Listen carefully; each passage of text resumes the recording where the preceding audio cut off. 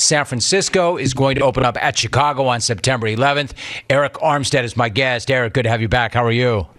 Good. How you doing? Good, good. Hey, I want to ask you about Golden State for a minute. They had their championship parade yesterday, and as part of one Bay Area team looking at another, when you see a parade like that, what kind of thoughts do you have, and do you picture yourself and your teammates having a similar Super Bowl parade?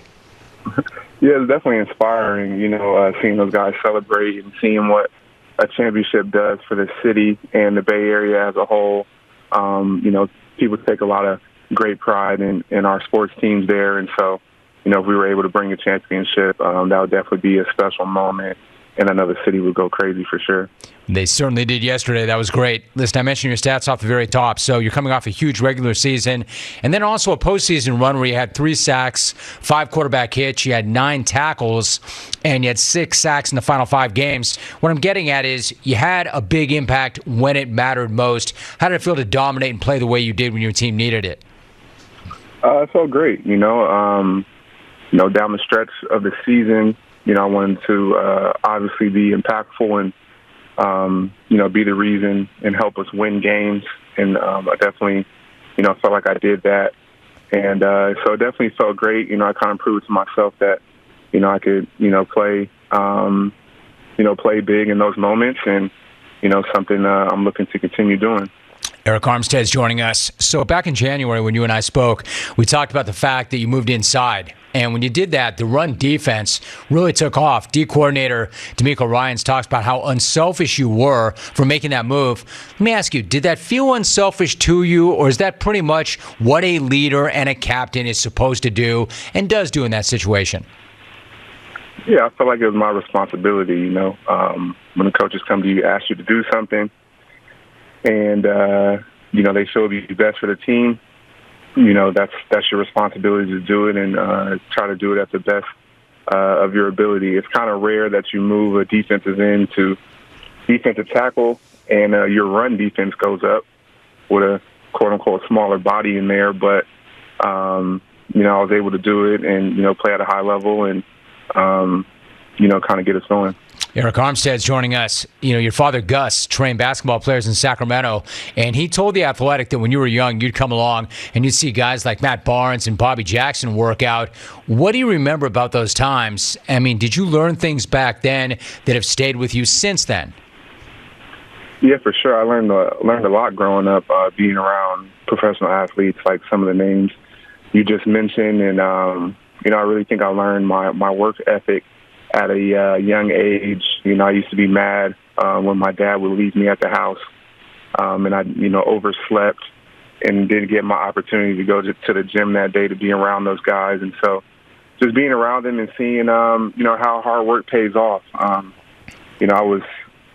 knew those guys when, they were fresh out of college, going through the D League at the time, playing in all these random cities and then, signing 10-day contracts. And so I really saw the whole entire process and how much hard work pays off. And, they've gone on to have amazing careers. And so being around that at a young age definitely, impacted me in a great way. I was just going to say, seeing all that at a young age must have been amazing. Arik Armstead joining us. And then you and Nick Bosa have played 41 games together now, and you've combined for 54.5 sacks in those games. So how would you describe the chemistry that the two of you have on the field, and how much does each guy make the other guy's job easier?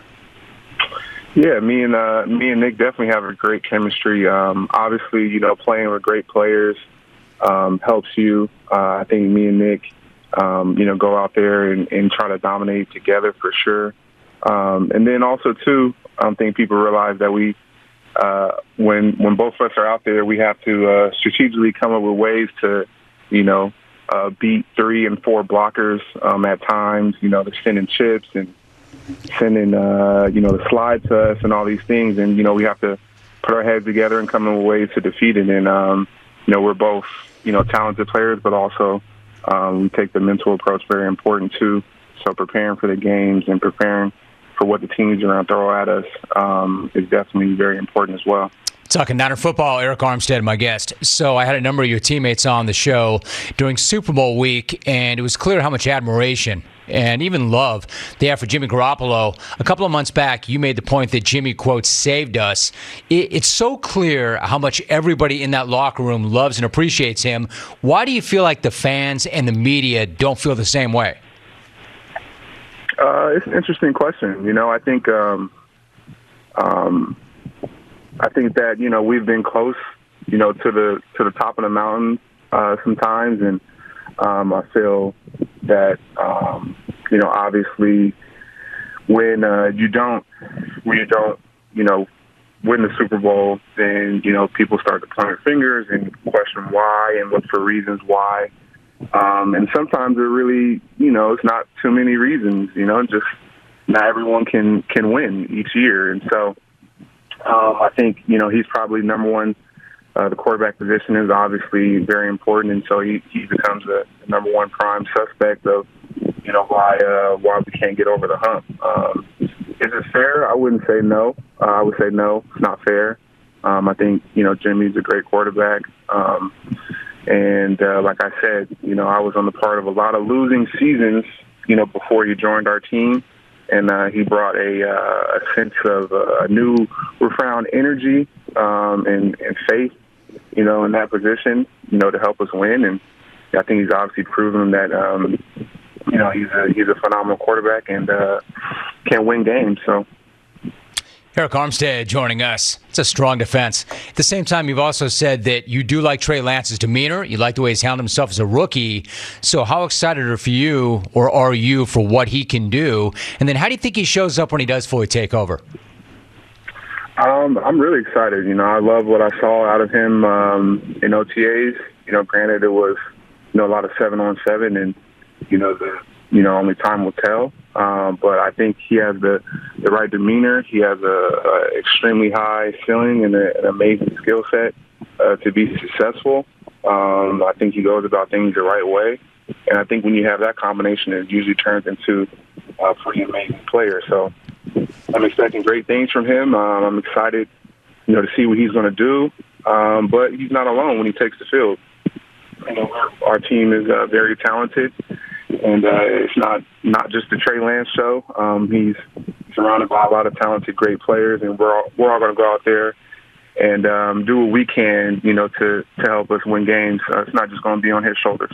We're talking to Arik Armstead for a couple of more moments. I want to ask you, the team flew you to Vegas for the NFL draft. You did a great video on YouTube about the entire experience.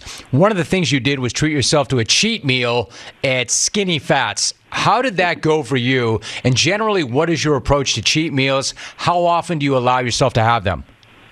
For sure, yeah. I'm a big foodie. I don't know if people know that about me. So it's definitely a happy medium and happy balance when you're trying to work out and, you're also, have nutrition is very important to be a professional athlete, but also, I feel like in life you got to, treat yourself and enjoy yourself when you do work hard.